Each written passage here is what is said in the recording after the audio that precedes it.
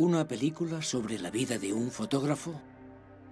Quizás sea mejor empezar recordando el origen de esta palabra.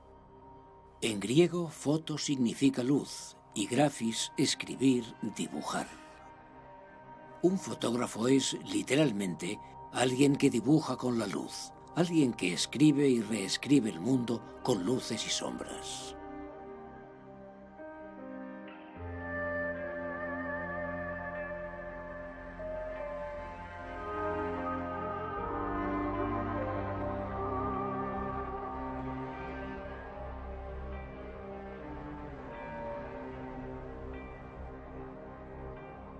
Sierra Pelada, la mina de oro de Brasil, frente a mí.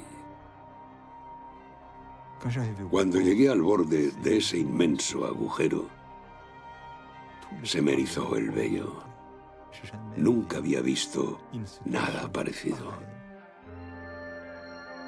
Allí vi pasar ante mí, en fracciones de segundo, la historia de la humanidad. La historia de la construcción de las pirámides, de la Torre de Babel, de las minas del rey Salomón. Allí dentro no se oía el ruido de una sola máquina.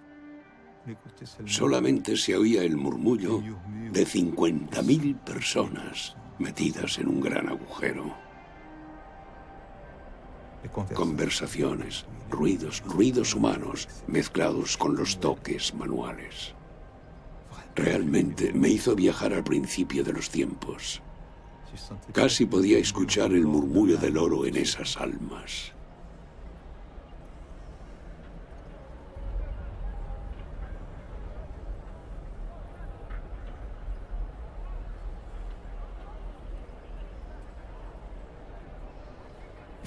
Había que tirar toda esa tierra.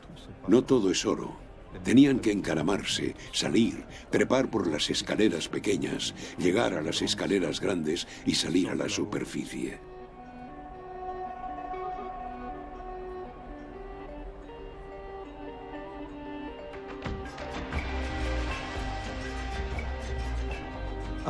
No piensas en que te puedes caer. Si te caes, existe el riesgo de llevarte a varios contigo.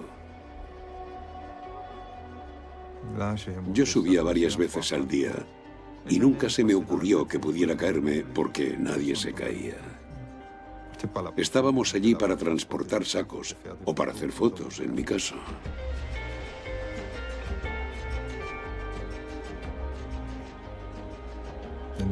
Los hombres subían 50 o 60 veces al día.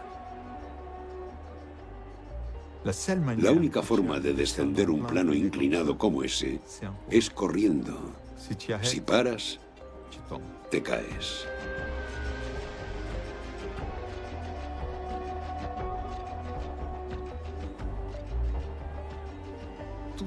Toda esa gente junta formaba un mundo hiperorganizado, pero era una completa locura.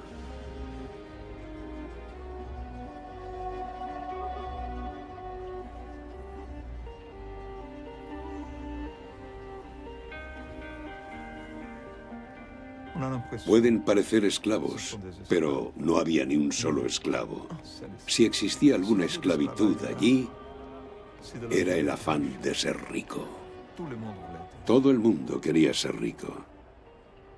Allí podías encontrar de todo: intelectuales, licenciados, empleados de granjas, obreros de la ciudad. Todos venían a buscar una oportunidad. Porque cuando dábamos con un filón de oro, todos los que trabajaban en esa parte de la mina tenían derecho a elegir un saco. Y en esos sacos que habían elegido se escondía la esclavitud. Podía no haber nada o podía haber 1 kilo de oro. En ese momento se jugaban su independencia. Los hombres, cuando empiezan a tocar el oro, no vuelven a ser lo que eran.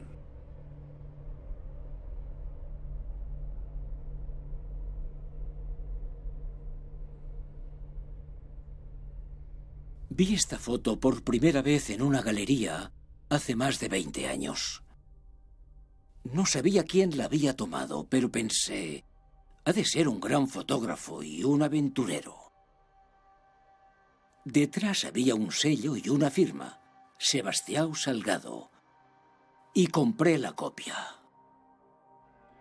El galerista sacó del cajón más fotos del mismo fotógrafo. Lo que vi me emocionó profundamente, especialmente esta imagen, el retrato de una mujer tuareg ciega. Todavía me provoca lágrimas, aunque la vea todos los días, pues desde entonces está colgada en mi despacho. Ya sabía algo de Sebastião Salgado, que realmente le importaban las personas. Esto significaba mucho para mí. Al fin y al cabo, las personas son la sal de la tierra. Pasó bastante tiempo hasta que nos conocimos y hablamos de su vida, de su trabajo y de dónde provenía todo.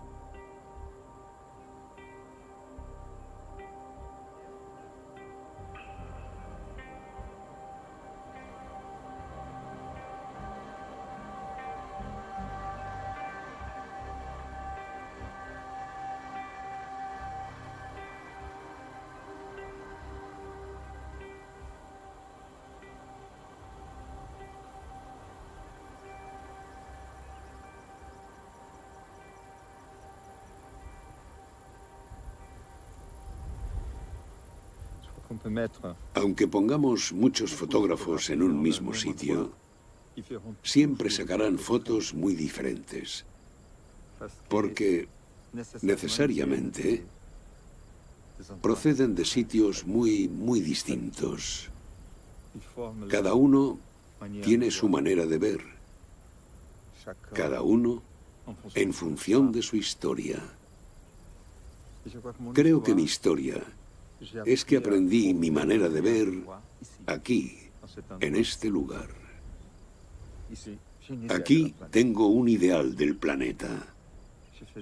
Daba largas caminatas con mi padre por estos lugares y veníamos aquí a mirar. Detrás de cada una de estas montañas hay una historia, hay algo que ver.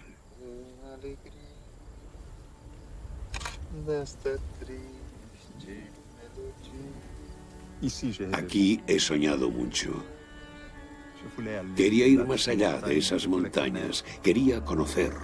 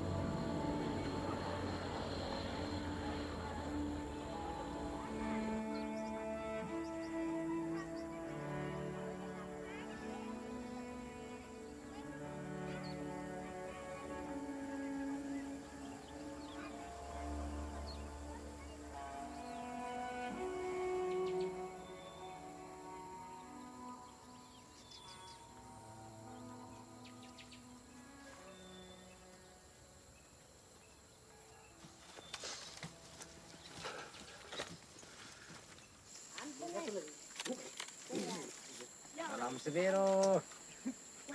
Ya, bahu ugap senera pinun di.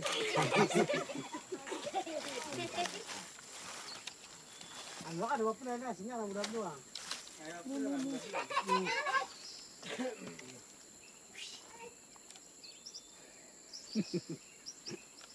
harus kamu lama nih. Yo antane.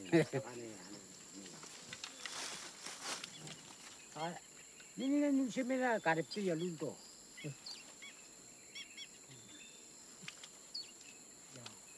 Antane. Ina. Nam. Ok.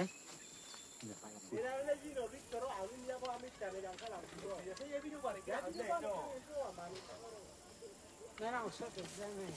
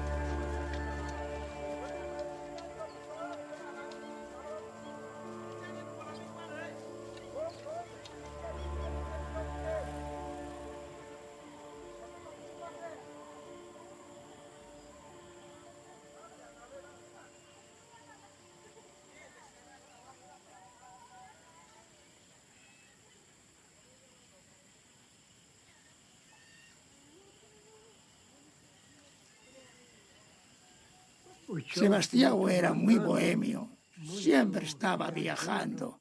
Le gustaba viajar como a nadie. Mi padre también era así, no se quedaba en ningún sitio. Era como una lanzadera. Así era Tiago.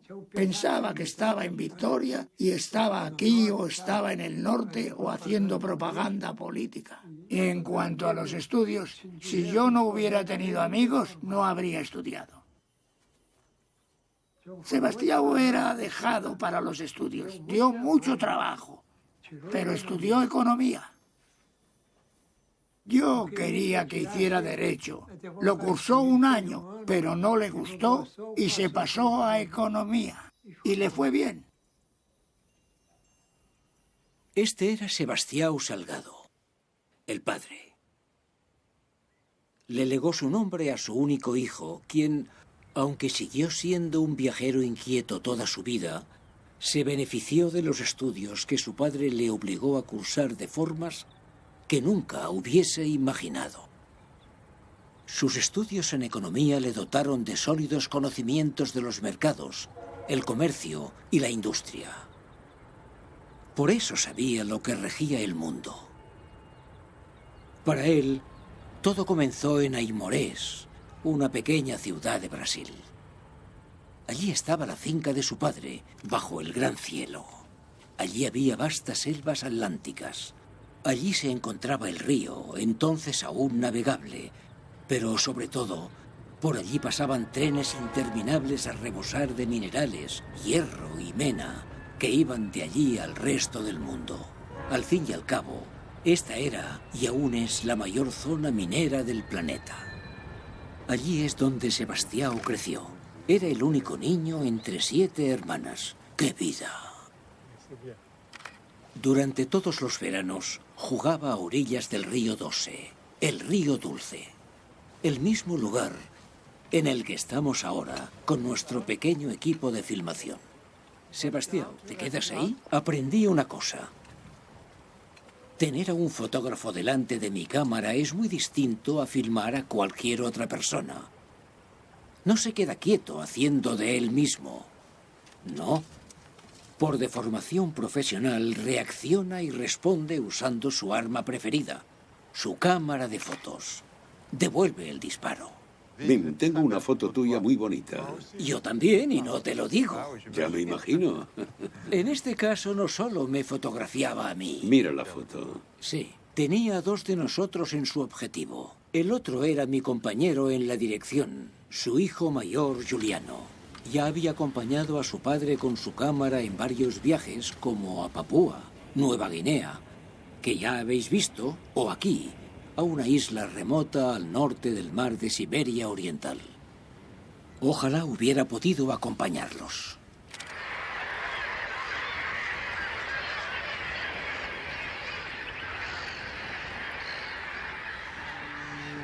Padre e hijo Salgado me invitaron a continuar este documental con ellos. Supongo que para añadir una visión externa de su aventura. No lo dudé ni un segundo. ¿Qué más podía pedir? Por fin podría llegar a conocer a este hombre. Descubrir lo que le motivaba y la razón por la que su trabajo me había impactado tanto. No sabía que iba a descubrir mucho más que a un fotógrafo.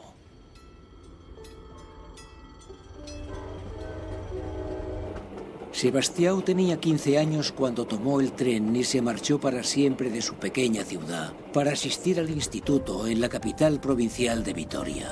Al ser tan joven, al principio no sabía qué hacer con dinero en los bolsillos. Nunca había pagado nada con dinero. En la granja lo producían todo ellos mismos, por lo que al principio pasó hambre, temiendo ir a un establecimiento a pedir algo de comer. Ignoramos qué habría sido de Sebastião de no haber aparecido esta joven en su vida, Lelia. Tenía 17 años, era estudiante de música e increíblemente bella. Fue amor a primera vista. Cuando Sebastião obtuvo una beca para cursar un máster en economía en la Universidad de Sao Paulo, se mudaron allí y se casaron. Eran los años 60. Ambos participaban en movimientos de izquierdas, como otros estudiantes en París, Berlín o Chicago. Brasil estaba bajo el mandato de una dictadura militar brutal, por lo que el riesgo de ser detenido, deportado y torturado era constante. En agosto de 1969, Sebastião y Lelia se marcharon de su país natal y cogieron un barco a Francia. Mientras Sebastião continuaba su formación como economista, Lelia estudiaba arquitectura. Un día memorable, ella compró una cámara de fotos para su trabajo, y el que realmente se divirtió con ella fue Sebastião. La primera fotografía que tomó fue de Lelia, por supuesto. Sebastião entró en la Organización Internacional del Café y se mudaron a Londres. Con la idea de hacer carrera en el Banco Mundial, a menudo viajaba a África para estudiar proyectos de desarrollo. Se llevaba la cámara de Lelia y siempre regresaba con muchas fotos. Al comprender que esas fotografías le satisfacían mucho más que sus informes económicos, ambos tomaron una decisión osada. Él debía asumir el enorme riesgo de abandonar su prometedora carrera como economista para empezar de cero. Regresaron a París y lo invirtieron todo en equipo y material fotográfico. Durante un tiempo, Sebastião probó fotografiando deportes, bodas, hizo retratos y hasta desnudos antes de encontrar su vocación.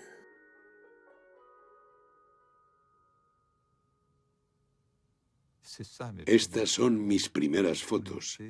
Estábamos en Tauá. 2 jóvenes madres que hacían cola para recibir alimentos. Fue una época de gran sequía en Níger, el año 1973. Para Lelia fue más difícil porque estaba embarazada. Recuerdo una vez que estábamos allí, en casa de una amiga, en Niamey, y vino el morabito de Niamey. Lelia llevaba unas bermudas, estaba guapísima. Y el morabito vino, se sentó y le dijo a Lelia: «Sal de ahí, siéntate en mis piernas». «Ay», le dije, «señor morabito, hay un pequeño problema. Esta mujer está embarazada de nuestro primer hijo. Será mejor que se quede aquí. Él entendió la falta de sincronización en ese momento. Y al final hablamos tanto que se fue con 1 kilo de azúcar, tan contento como si se hubiese ido con Lelia. Su hijo Giuliano nació en París en 1974. Ahí está mi futuro colega y codirector. Lelia seguía apoyando a Sebastião en todo como joven madre. Trabajó mucho en sus estudios y en presentar el trabajo de Sebastião en todas partes, en revistas, periódicos y agencias. Y entonces, tras algunas publicaciones relevantes, ambos encontraron el valor de concebir su primer gran proyecto fotográfico, Otras Américas. Y ese gran proyecto llevaría a Sebastião por toda Sudamérica. El pequeño Giuliano se acostumbró a las largas ausencias de su padre.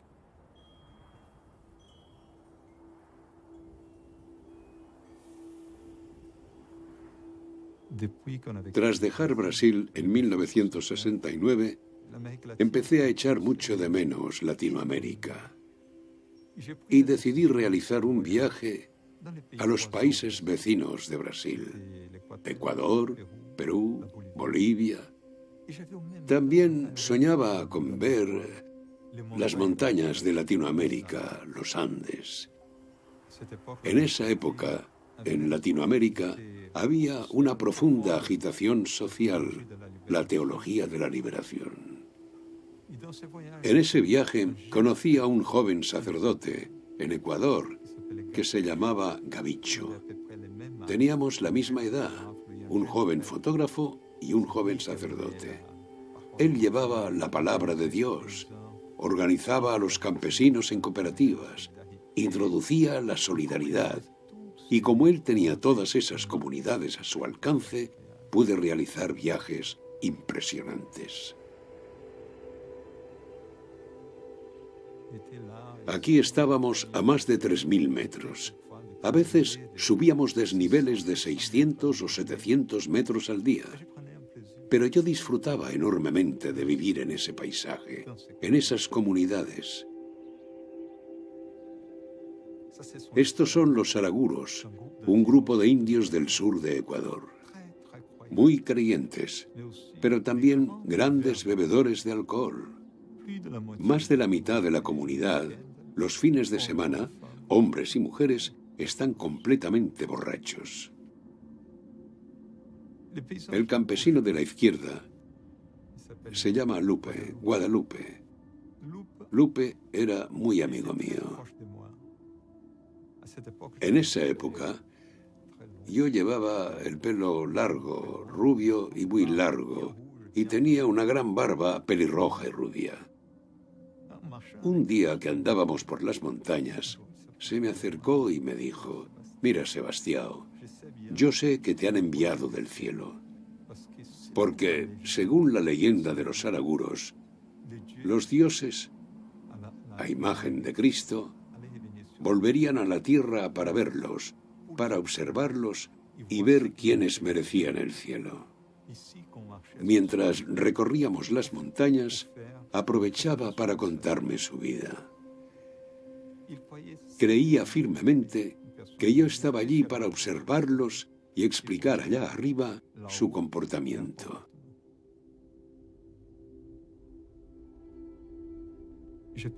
Nunca antes había visto a todo un pueblo con otro ritmo del tiempo.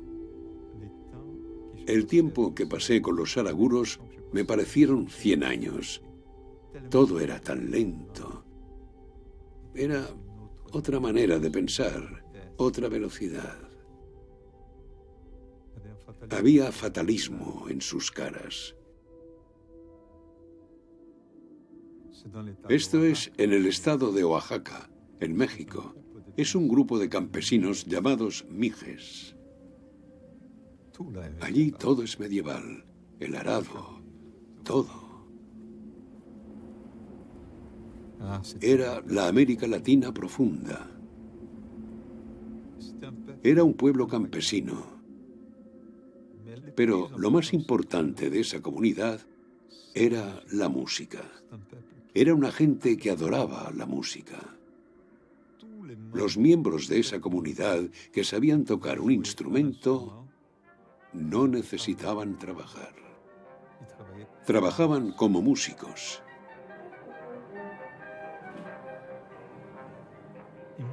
Me dejaron dormir algunos días en una habitación de cemento muy fría para ver si resistía, si quería quedarme de verdad. Como logré resistir, me sacaron de allí y me llevaron a una casa. Me acerqué mucho más a la comunidad. Y para mí fue un placer. Nos hicimos amigos y conviví en armonía con la comunidad.